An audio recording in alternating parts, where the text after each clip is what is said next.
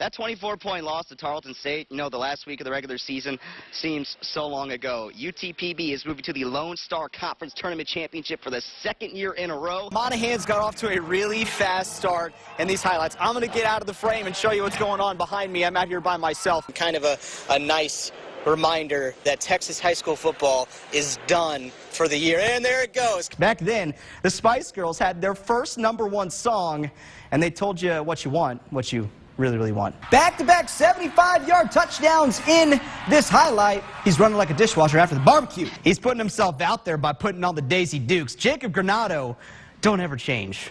You're perfect. 4 brothers, all college athletes with enough newspaper clippings to fill a room, but one story sticks out above the rest. Now, before we get too ahead of ourselves, just know that we skipped a few chapters. It's time to go back to high school. In France, everybody knows it's Olé, but in America or whenever I'm going to another country, everybody call me Hall. Get it? So what is the first thing you're going to do after winning state championships? How am I supposed to follow that one up? And after all that, they were not going back to Hooters. That was a bad decision.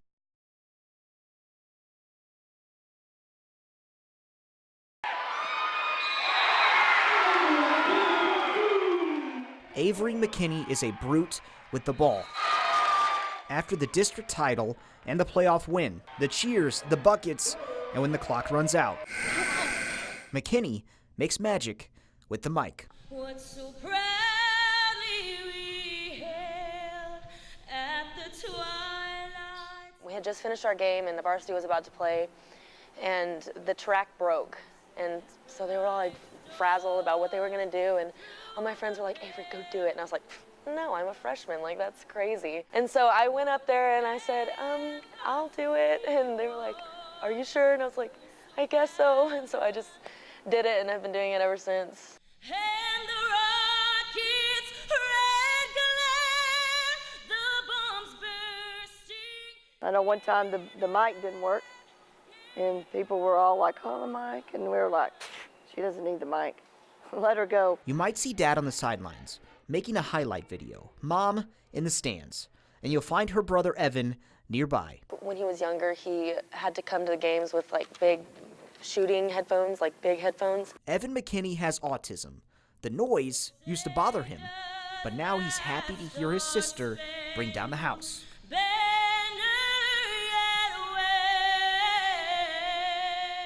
He's so inspiring to me, and whenever I go up there and I see him in the stands with his little hand on his heart, it's so special to me to see that.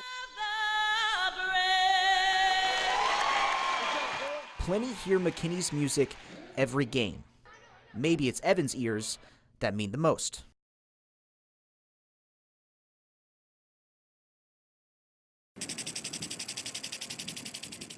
Kindergarten is when I really started noticing, being around all the other kids, and you know, they would stare at me some, but wasn't really a big deal.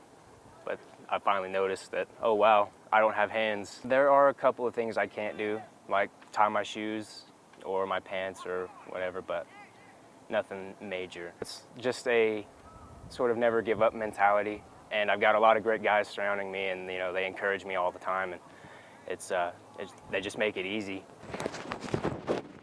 I try to use my shoulders a lot more.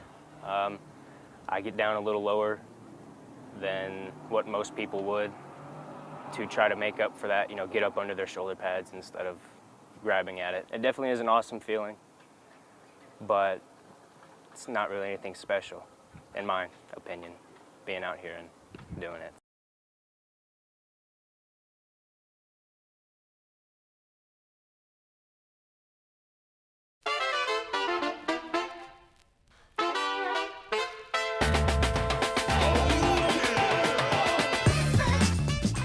Before he started nearly every game as a senior, effort, blocking out just because you catch it. Juwan Packard played for his Uncle Chris at Midland Lee. It's just a family passion. He has a little pull-up jump shot. Kind of looks like he's not dunking the ball, but he kind of looks like Jordan.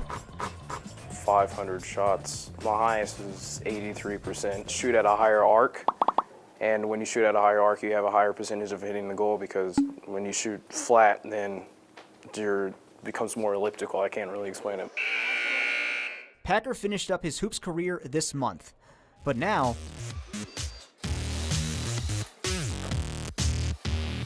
Call the Robo Junkies. he's just getting started. I've seen BattleBot so many times. Packer is at his best in this arena. It's definitely mid-range. It's not a three-point shooter like some teams. Just so you know, this is more than a game. Each robot costs around $10,000, and it's competitive. We're in an arena. There's a couple balls flying around. The objective is to get the ball in the hoop. This is a lot like basketball. This piece right here will suck the ball in. There are plenty of rules. Two teams. The last 30 seconds is called end game. Take your shot and put up the points. While the basketball team battles for best in the district, he's fighting to be the best in the world. Yes, sir. I won. Yes, sir. I have a trophy at home. Packers packed his bags for the World Championships twice already, and he was one of 5 people his age and division to win a world title last year. Faster, because before this thing lifts up in about 5 seconds. I've been wanting to go there since I was 10. MIT is not something that gets thrown out very regularly. An 18-year-old from West Texas has his sights set on Boston. He's in the admissions process with the Massachusetts Institute of Technology, far away from his father, Gleno. My parents were separated when I was a young age. Seeing a smile on his face, it just really puts a good spot in my heart. I like that feeling. A Midland man and his machines, hoping to leave a lasting legacy along the way.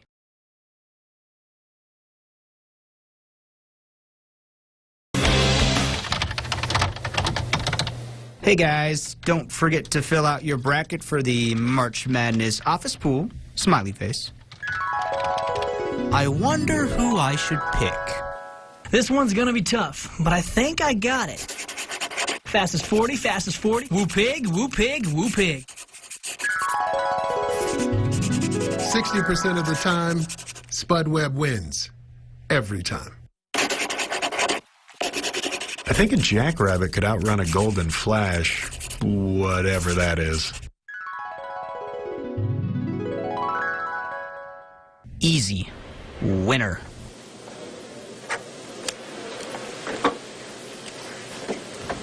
Fill out those brackets. We made our picks. Now you make yours, but let's get one thing straight. You will be wrong. And that's the best part. No one knows how the bracket will bust. NCAA tournament basketball starts at 11:15 a.m. Central Time tomorrow. Best time of the year.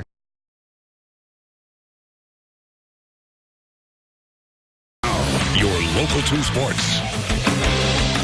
Falcons up, baby, Falcons up. What's up, baby, Falcons up, Falcons up, number one. It could be the return you've been waiting for. We live in a world full of body-shaming protein powders and vitamin-packed juicy juice. And in that world, you also have the Big Nasty. He's putting himself out there by putting on the Daisy Dukes. Jacob Granado, don't ever change. You're perfect. You get a look at the Big Nasty tomorrow night at UTPB at the basketball game. He runs the show for the student section, and we might have a mega matchup going down in Odessa. Number 18, UTPB, will play number 8, West Texas A&M, in a game between the top 2 ranked teams in the conference. That one's 7:30 p.m. at the Falcon Dome. These kind of games, your best players need to play good. And if our best players play good, we're going to be fine. If they don't, then it's going to be a struggle. But these kind of games, when you're, they're going to be right down to the edge. It's going to be one possession game, and then at the end of it in March, you're going to look at it. The conference champion's going to win it by 1 game. I'm expecting it to be really, really, really live in here. Hopefully, like the Tarleton game last year, man, we just want it to be a packed house so we can feel that energy from the crowd and get this thing going, man. They're going to come in, they're going to try to beat us. They're going to try to come in and take what we got. And we're not going to allow that, because one thing about us, y'all know, the bigger the game, the bigger we're going to step up. So, we're not afraid of any challenge. We're ready for everything, and I promise you, on that day, we will be ready. Now, West Texas A&M is undefeated in the early season. The Buffaloes like to shoot the 3-ball, and they have preseason All-American David Shavlovich. He's the leading scorer in school history, and they know all about the Falcons after last year's championship run. We've got a pretty good team too, but they're a heck of a team. They were preseason favorites. They were top 10 nationally. They've got one loss on the year. Last 17 games down there, they've won 16 of their last 17 games. So it's something that we're going to have to play really well to be in the game, and then hopefully we can pull it out at the end. When you watch your daughter, you know, your kids, and they do something special, and they know that they have a great memory, well, these guys have created a lot of great memories. I think they made me 10 years younger. The only thing I'm going to regret is we don't get to practice Monday. The Midland Lee Rebels are not hitting the practice field today. They are hitting the lockers, unlatching the locks, and turning in the logos because the season is over. Midland Lee finished the year 10-3, 3 rounds deep. He had plenty of players setting the scene this season. We're going to take a look at one of those guys right now, setting the gold standard. Midland Lee senior quarterback Colby Standard played wide receiver last season, and he made the move back under center for his last year at Lee. He joins running backs Josh Traylor and Avery Akbar as 1,000-yard rushers, and he finished his final game with 314 total yards and a touchdown. He made the machine go, and he made his mark, says Coach. Colby Standard will go down as one of the top quarterbacks ever played at Lee High School.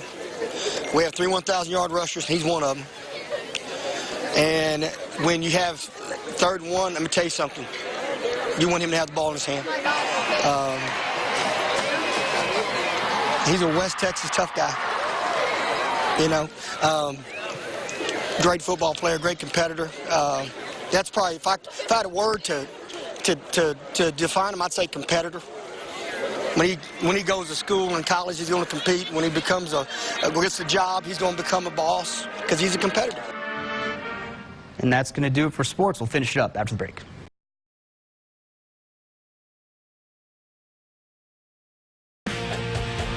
We're going to change our pace a little bit.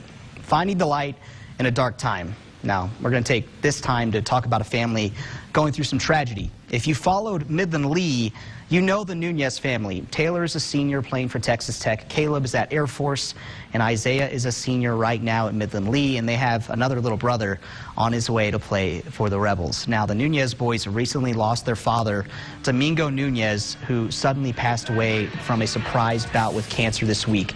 Soon after, Thursday night, Isaiah Nunez suited up with his brothers, the Midland Lee football team. The funeral is tomorrow. We send our condolences, thoughts, and prayers to the Nunez family. It's a pleasure to talk about the boys' athletics accomplishments on this show week in, week out.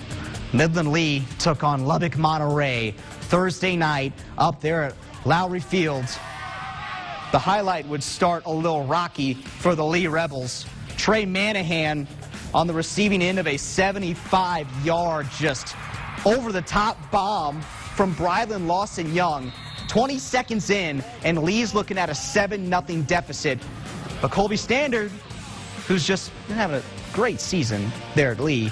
Who else has had a great season? Grant Brown. Check out the shake, the shimmy, the move, and he's going to break a tackle, and that block he got on the back end was incredible. That ties the game up at 7. Homecoming up there for Monterey, and Lee would make sure it was a sour homecoming. They do get a 3-yard touchdown there to go up 14-7. But if you want to talk run game, you got to talk Josh Traylor, the Lee running back. Here he's going to go in from 21 yards out to tie the game at 14, doing what he does, picking his spot, making a cut, and scoring a touchdown. How about them Rebels? Midland Lee rolls another one. 31-14, your final. Lee is 4-0, and they will play crosstown rival Midland High to start district play next week. But really, this is the story of the game. In this game, Isaiah Nunez balled out. Coach Clint Hartman says it was the best he has seen, and he provided these stats to us. Nunez finished with 21 tackles, 2 sacks, 2 tackles for a loss, a pass breakup, 2 quarterback hurries, and he even scored on a 2-point conversion. I think it's safe to say Isaiah and the Nunez family, Pops is proud.